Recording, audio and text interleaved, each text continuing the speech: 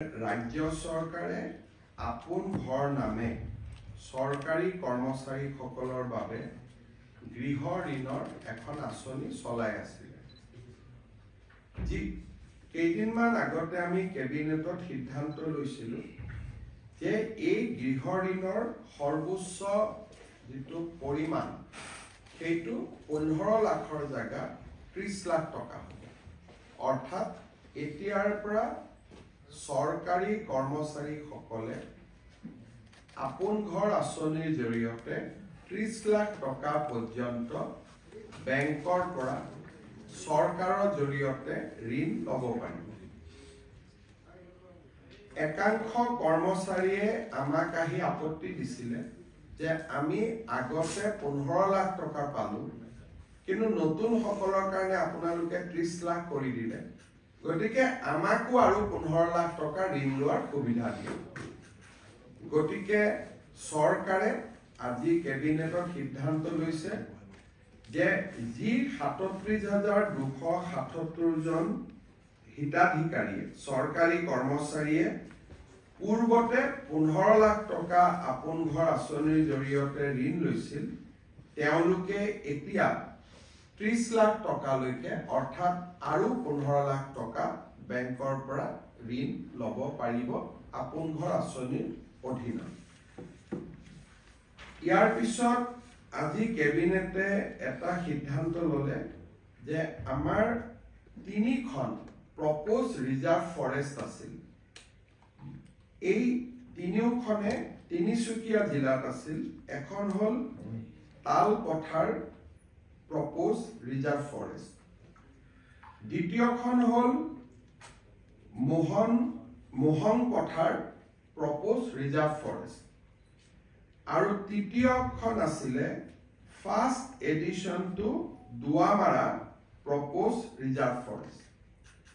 এই তিনিওখন Proposed Reserve Forestকে আজি আমি ডি-নোটিফাই কৰি এই গুটেই কেখন ভিলেজক আমি ৰাজহ গাঁৱলৈ ৰূপান্তৰ কৰিম ইয়াৰ ফলত ইয়াত বসবাস কৰি থকা লোকসকলে এতিয়াৰ পৰা ভূমি পট্টা পাব পাৰিব মই আকৌ এবাৰ কৈছো যে তালপথাৰ পিআৰএফ মোহন পথাৰ পিআৰএফ আৰু ফাৰ্ষ্ট এডিশনটো দুৱাৰমাৰা পিআৰএফ এই তিনিওখনে তিনিচুকীয়া জিলাৰ ইয়াত 20,000তকৈ অধিক লোকে বাস কৰি আছে প্ৰপ'জ ৰিজাৰ্ভ ফৰেষ্ট থকাৰ কাৰণে তেওঁলোকে ইমান দিনে মাটিৰ পট্টা পাব পৰা নাছিল আজি আমি এই গুটেই তিনিখন প্ৰপ'জ ৰিজাৰ্ভ ফৰেষ্টত আমি ফৰেষ্টৰ পৰিৱৰ্তে বা সংৰক্ষিত বনাঞ্চল কৰাৰ পৰিৱৰ্তে এই তিনিওখনকে আমি ৰাজহ গাঁৱৰ মৰ্যাদা দিবলৈ সিদ্ধান্ত লৈছো ইয়াৰ ফলত এই প্ৰপ'জ ৰিজাৰ্ভ ফৰেষ্টসমূহত বাস কৰি থকা লোকসকলে মাটিৰ পট্টা লাভ কৰিব পাৰিব এইটো এটা যথেষ্ট ডাঙৰ সিদ্ধান্ত বহুত দিনৰ পৰা মানুহখিনিয়ে কষ্ট আছিল যোৱা 26 জানুৱাৰীত ডিব্ৰুগড়ত গণৰাজ্য দিৱসৰ পতাকা উত্তোলন কৰাৰ সময়ত মই দুটা গুৰুত্বপূৰ্ণ ঘোষণা কৰিছিলো এটা মই এতিয়া কম এটা অলপ পিছত কৈছো এটা মই কৈছিলো যে আমি অসমত অনতি পলমে department of innovation department of startup department of incubation বিশেষকৈ ষ্টাৰ্টআপ সকলৰ কাৰণে এটা সুকীয়া বিভাগ আমি গঠন কৰিম 26 জানুৱাৰীৰ গণৰাজ্য দিৱসৰ সিদ্ধান্ত অনুসৰি বা মোৰ ঘোষণা অনুসৰি কেবিনেটে আজি department of innovation incubation and startup নামেৰে অসম চৰকাৰৰ এটা নতুন বিভাগ খুলিবলৈ সিদ্ধান্ত গ্ৰহণ কৰিছে আৰু বিত্ত বিভাগক অহা বছৰ বাজেটত এই বিভাগটোৰ বাবে 100 কোটি টকাৰ বাজেট আবণ্টন কৰাৰ বাবে নিৰ্দেশ দিছে যাতে ৰাজ্যখনত আমি ষ্টাৰ্টআপ সকলৰ মাজত এটা ইতিবাচক পৰিৱেশ নিৰ্মাণ কৰিব পাৰো আৰু মই ভাবো যে এই ষ্টাৰ্টআপৰ ওপৰত হোৱা বিভাগটোৱে অসমৰ যুৱ শক্তিক এটা নতুন উদ্যমিতা আৰু আত্মনিৰ্ভৰশীলতাৰ এটা নতুন পথ দেখুৱাবলৈ সক্ষম হ'ব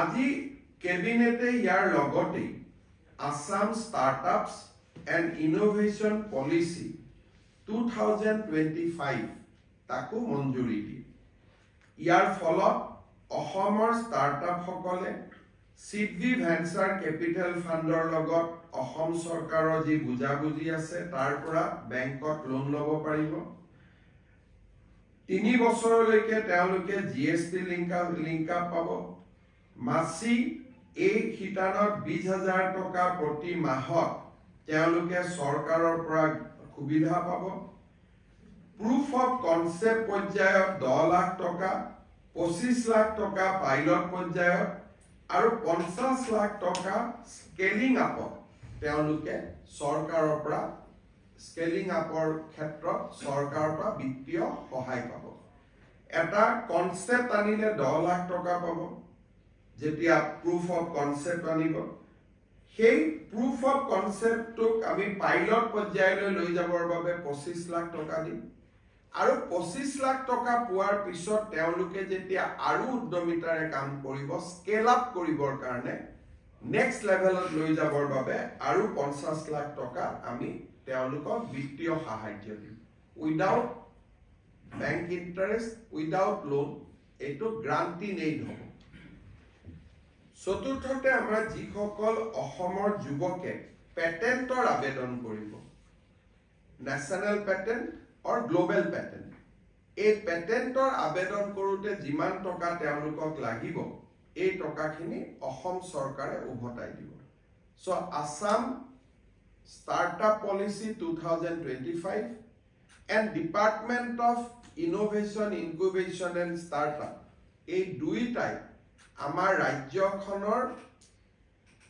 নতুন চাম যুৱ শক্তিৰ বাবে এটা গেম চেঞ্জাৰলৈ ৰূপান্তৰ হ'ব আজিৰ কেবিনেটৰ সিদ্ধান্ত এটা ঐতিহাসিক সিদ্ধান্ত হৈ থাকিব আপোনালোকে জানে যে আমি অসমত এডভান্টেজ আসাম 2.0 অহা 25 আৰু 26 তাৰিখে অনুষ্ঠিত কৰিম এই এডভান্টেজ আসাম কনক্লেভখন যাতে সফল হয় তাৰ বাবে কেবিনেটে আজি আসাম এৰোস্পেস এণ্ড ডিফেন্স ম্যানুফ্যাকচাৰিং পলিচি 2025 মঞ্জুৰি দিছে অসমত প্ৰতিৰক্ষাৰ সামগ্ৰীসমূহ উৎপাদনৰ এটা অভিকেন্দ্ৰ হিচাপে নিৰ্মাণ কৰিবলৈ আজি ৰাজ্য চৰকাৰে আসাম এৰোস্পেস এণ্ড ডিফেন্স ম্যানুফ্যাকচাৰিং পলিচি 2025 এই পলিচিখন আজি আমি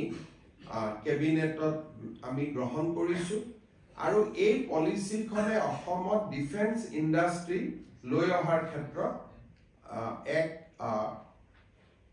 অগ্ৰণী ভূমিকা গ্ৰহণ কৰিব ইয়াৰ লগতে আজি আমাৰ কেবিনেটত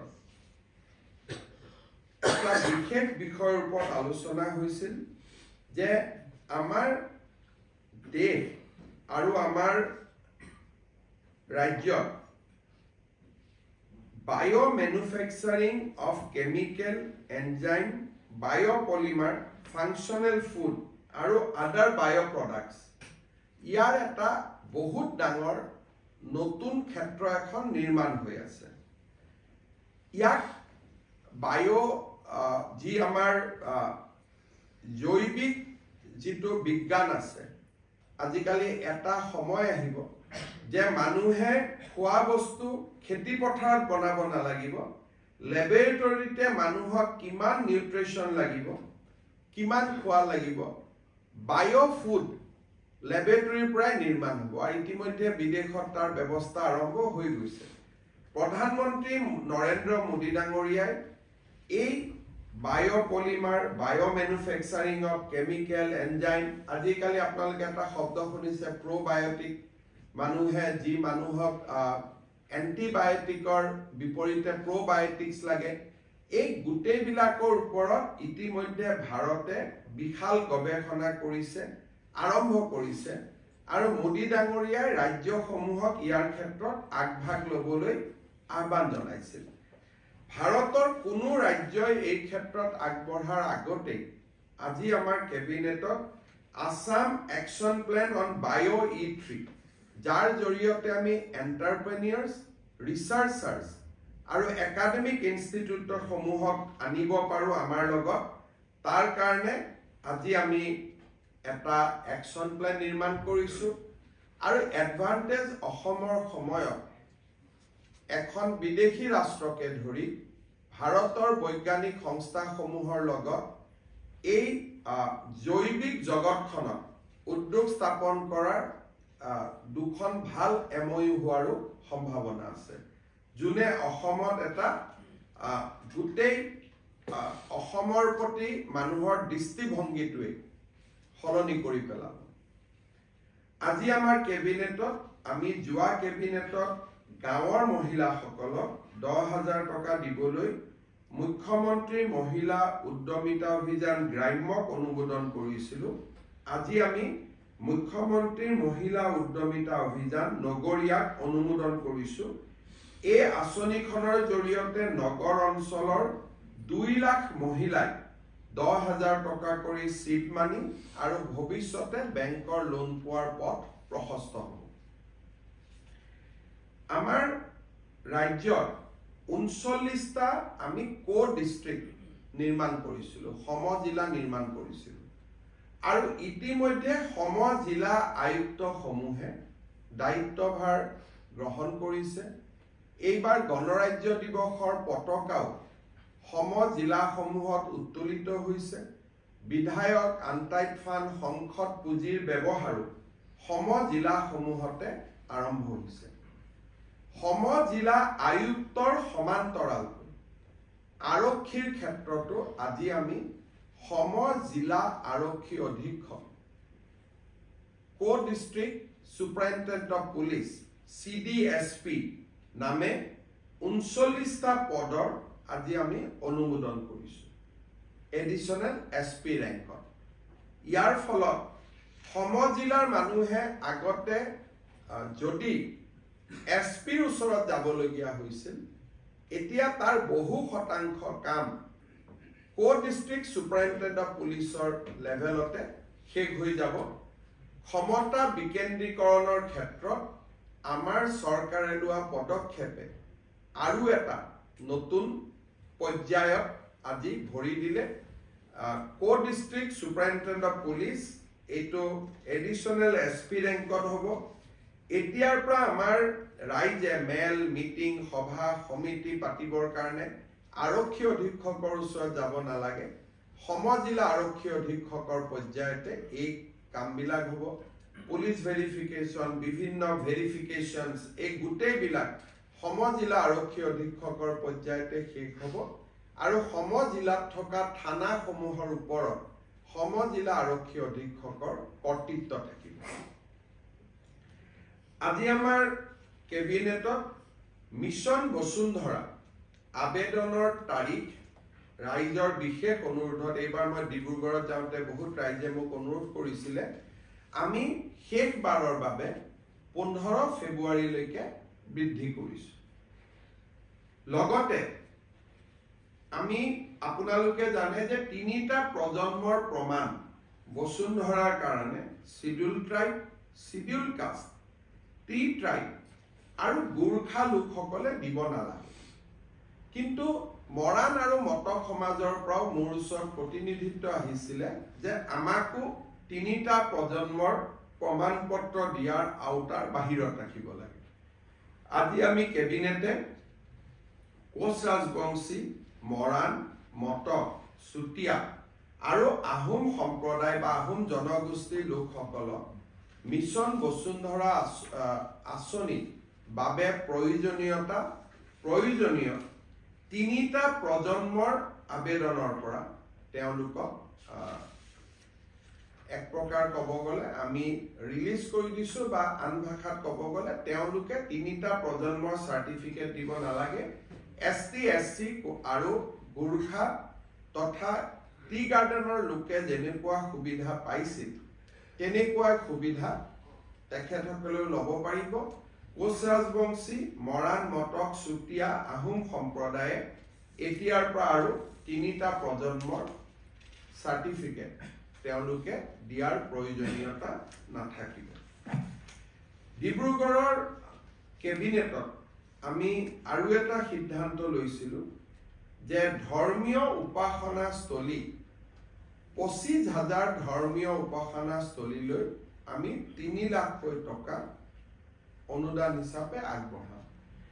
এই আঁচনিখন ৰূপায়ণৰ কাৰণে আজি কেবিনেটে 600 কোটি টকাৰ অনুমোদন দিয়ে আৰু এই আঁচনিখনৰ জৰিয়তে আমি অসমৰ 25,000 নামঘৰ মন্দিৰলৈ আমি 3 লাখকৈ টকা আগবঢ়াম। 1.5 লাখ টকা প্ৰথম কিস্তি, দ্বিতীয় কিস্তি 1.5 লাখ টকা। 600 কোটি টকাৰ যিখন আবেদন আছিলে সেই আবেদনখন আজি আমাৰ কেবিনেটে গ্ৰহণ কৰে। ডিব্ৰুগড় গণৰাজ্য দিৱসৰ পতাকা উত্তোলনৰ পিছত মোৰ 3য়টো ঘোষণা ডিব্ৰুগড়ৰ বিধানসভা আৰু বিধানসভাৰ অধিৱেশনৰ ওপৰত আছিলে। এই সম্পৰ্কত সিদ্ধান্ত আমি অহা কেবিনেটত গ্ৰহণ কৰিম। ইতিমধ্যে লোক নিৰ্মাণ বিভাগে এই বিষয়ত কাম কাজ আৰম্ভ কৰিছে। আজি কেবিনেটত এই সিদ্ধান্তখিনি গ্ৰহণ কৰা হৈছে। পুনৰ এবাৰ আপোনালোকক ধন্যবাদ জনাইছোঁ। কেবিনেট বেছি দেৰি চলাৰ কাৰণে অলপমান দেৰি হ'ল। আপোনালোকৰ যদি কিবা প্ৰশ্ন আছে কৰিব।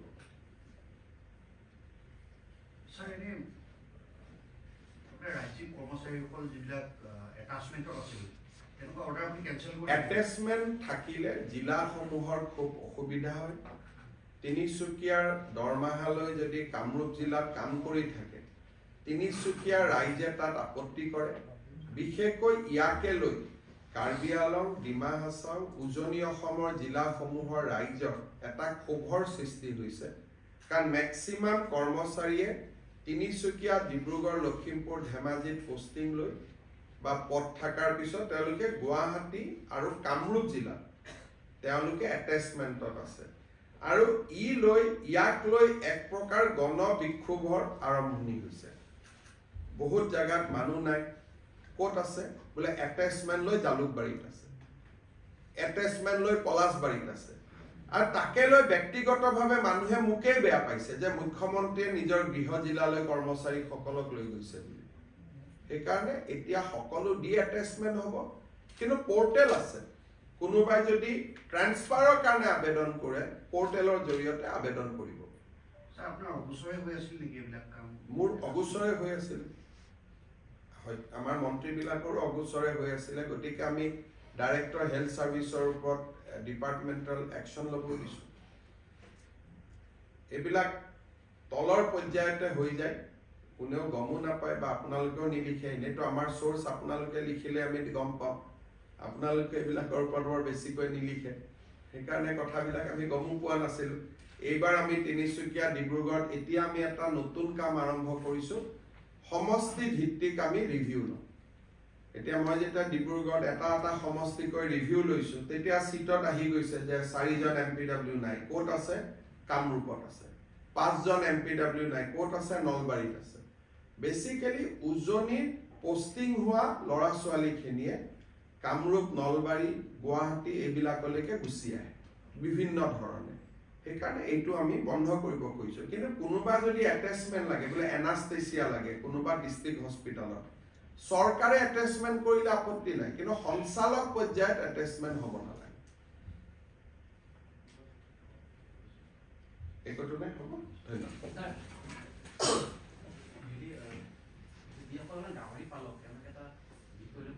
আমিতো একো শুনাই নাই, এইটোতো মিডিয়া ক্ৰিয়েশ্যন হয়। মোৰ হাতততো কোনো পলিচিটো একো নাই। কোনোবা মানুহ আহিছে যে আমি অসমত টকা খৰচ কৰিম, প্ৰস্তাৱখনেই দিয়া নাই কিহত টকা খৰচ কৰিব এতিয়ালৈকে। খালি এইকেইদিন বিভিন্ন মানুহ আহিছে, লগ কৰিছে। আমাৰ হাতততো কোনো কাগজ পত্ৰই নাই এতিয়া কমেণ্ট দিবৰ কাৰণে। আৰু গাহৰি পালকসকলে যিটো কৈ আছে যে অমুকে ফেক্টৰী খুলিব নালাগে, অসমত বন্ধ কৰিলে তেওঁলোকেতো শ্বিলঙতো খুলিব পাৰে, শিলিগুৰিতো খুলিব পাৰে।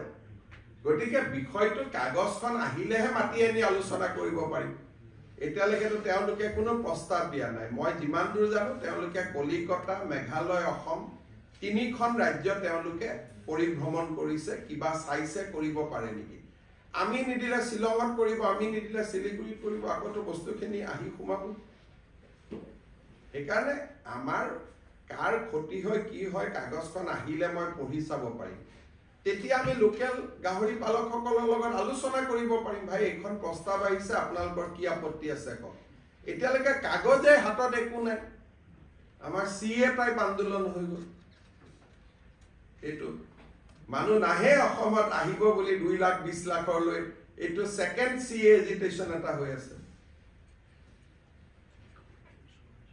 হ'ব ধন্যবাদ